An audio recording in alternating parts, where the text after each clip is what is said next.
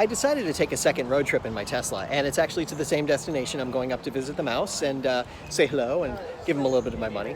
But this trip was a little different in that I had already done the trip. I'd already stopped at the Fort Drum Service Plaza where I am right now. And I had already planned for the whole thing and thought about all it took to get up there and where I could charge and so forth. So I had a little less, I'll use the word angst, but it may not have been angst exactly. Much easier to get started this time though, and just go, I'm gonna just go ahead and start the trip, just get in the car and go, charge it to 100%, and then just come to the Supercharger here, and we'll go from there. So very simple, I'm just here for the 20-minute stop to go ahead and get the car charged up the rest of the way, and then I'll finish my trip up. But this was a much easier trip to take up here. So as I was making the drive up, I took a look to see how many miles I had left to get there, and also how many stalls were available, just to get a sense of what was going on around me. I could see that with the amount of charge that they were suggesting I put in, I'd be left with about 18%, so I decided I wanted to charge a little bit longer.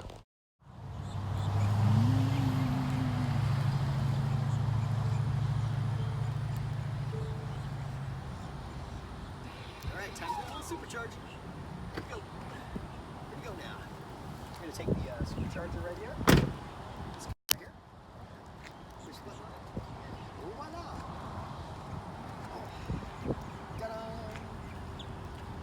That's all there is to it, and then we just let it sit for 20 minutes or so and we're good to go.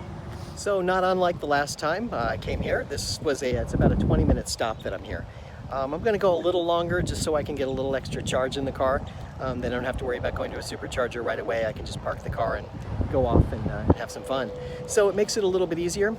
This charge, the trip itself, again, it took, it's going to take around closer to 4 hours today because there was a little bit of traffic that I hit in South Florida as I was leaving.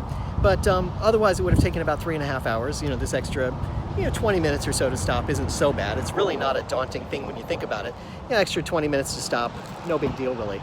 So got my car over there, I'm almost ready to go, and we'll be on our way again soon. Uh-oh, must be having some car trouble because I've got the frunk open and I must need to change the oil or something. No, it's just where I've got some stuff stored, and I was just rearranging my stuff as I'm waiting. It was just funny as I was standing there because I was talking to the guy that was in the stall next to me, and I had a kind of a funny moment where I was like, wait, normally if I was pulled into a service station, I might have opened the engine like that, because you never know when you're driving an ICE type car, you might have had to actually put a little oil in it or something. So yeah, it just was kind of funny as I stood here and I was thinking about it. A funny thing happened while I was sitting there. A Chevy Bolt pulled up next to me and actually sat there and tried to charge. The lady actually took the charging port off of the Tesla and tried to plug it into her car when she realized she couldn't. Now, as I mentioned before, there's a funny thing that happens that Tesla has a proprietary network that's only for Tesla vehicles, which causes some concerns and some constraints around everything. And I had to kind of muse to myself that this was almost funny that this happened. So in all, this time I sat for about 35 minutes and made sure that I charged up to 95% so I wouldn't have to charge again until I was ready to leave the next morning. So that's how I kind of worked my way up toward Epcot. Incidentally, later in the day I went over to the Magic Kingdom and I saw the electric vehicle charging spots that are there. Just to show you what they look like, these are there by the entrance. The next morning I got up and I found a Supercharger. I used the map to help me find the Supercharger and then routed myself there. The funny thing is, I started using the maps more and more as I was driving around. Look, I know my way around Orlando, but I felt funny about the whole thing and decided that I wanted to keep using the maps to help me find better directions along the way, and I've become more dependent and reliant on them over time.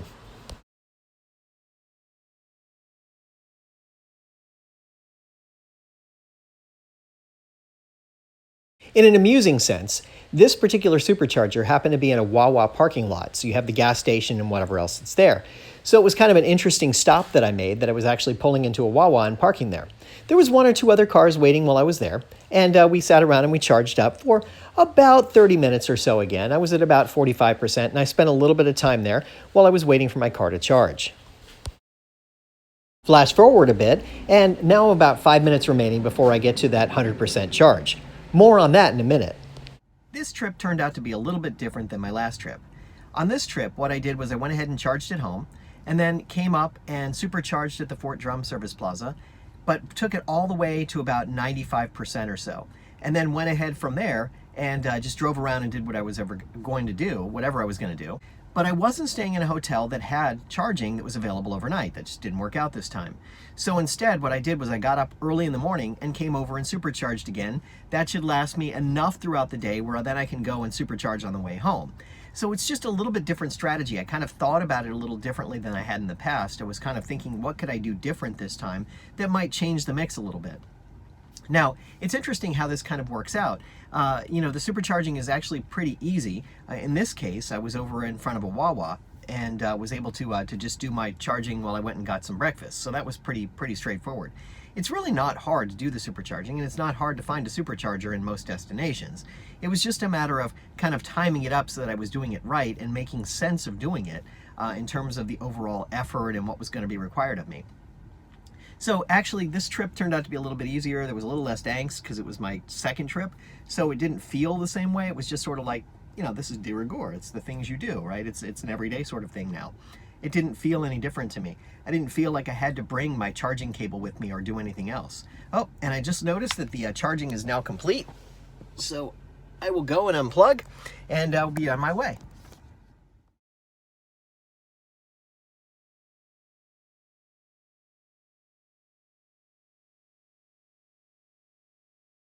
I went off and spent my day in the Magic Kingdom and then had a little fun and left around 5 o'clock to head home. As it is everywhere in the world at this time of year, at 5 o'clock it starts to get dark, so by 6 it's pretty dark outside. The problem is Florida's Turnpike has very little lighting on it for most of the way. So you drive in the dark, and it's hard to get a perspective of whether it's midnight or whether it's 6 o'clock, and it is very tiring, I find, as I'm driving along. Thankfully, at about an hour and a half or so, I reached the Tesla Supercharger that's in one of the service plazas and was able to stop for about half an hour, stretch my legs, get something cold to drink, and kind of wake myself up a little bit for the remainder of my journey, which was another 2 or so hours in the car, again in pitch black, feeling like it's nighttime. So it was kind of an interesting journey. Now, the funny thing is, when I made it home, I was down to about 40 miles or so, so I had to park in my garage and start charging pretty much as soon as I got home. But then the other thing was, I found that I was still using the maps even to get back to my house, which I found kind of funny because I've driven to my house many, many times in my life. There's one observation I wanted to make, and that's that when you get to about 85% on a charge, the charging actually slows down at that point, and it slows to a very slow crawl, and it will charge very slowly to the end when you get to 100%. That last 15% takes a lot longer than the original part. Why is that? Let's talk about the science behind it. The field is actually called electrochemistry, and it combines chemistry and some of the physical natures of some of the physical elements we have, some metals and so forth, that allow you to create batteries. The first battery was created, and the field of electrochemistry was created by a man named Alessandro Volta out of Italy. And he had this idea for creating two different metals and putting some fluid between them that would allow the electrons to move between them. So it was a very clever idea he had. He took zinc and copper and put some salt water and tried sulfuric acid and some other things to try and see whether the electrons would flow between them. And he effectively created a battery. So the simplest example is here, where you're creating these two different elements, the copper and the zinc, and you're putting a salt bridge, salt water, basically between them, and moving electrons between them. So that's the nature of a battery. Now, it's been improved on over the years, and they now create a lithium-ion battery. This is actually one that would be in a Tesla, and it's actually the same principle, just applied with lithium in between two different metal strips.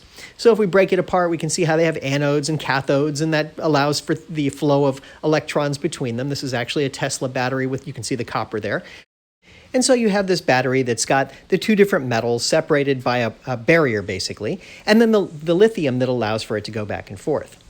So what happens is, as you increase the voltage that goes into the car, at the early part of it, up to about 80% or so, you can actually charge the car very quickly. But once you get to 80%, you have to reduce the current that's going in and trickle charge it instead of fully charging it so that it will actually continue to charge the car. So there's an electronic component in the car that's managing the amount of energy that's going into it to make sure that it actually works efficiently. In a simplest sense, if we look at this particular drawing that we have of what a lithium-ion battery looks like, on the left side, you're seeing these like almost like slots that have the electrons in them. And if we allow the electrons to flow in there, you can see how early on they'll all flow in there and they'll fill up the slots pretty quickly. But as the slots get more full, you actually have to spend more time and more energy to carefully place them in there because they don't just fall into place as easily as anything else.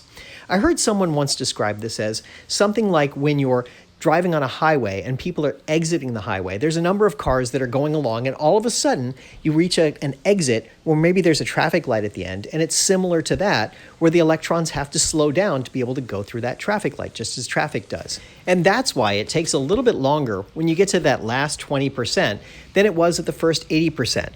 So in that last 5 or 10 minutes while it still says it's charging, it's going to take a little bit longer and feel like more than it should have taken for the rest of the charge, because you're seeing the charge go up for a long period of time and it's going very quickly, and then all of a sudden it just peaks down and it goes very slowly because it has to slow the charge to a trickle in order to get all the electrons into their spaces to use the batteries efficiently.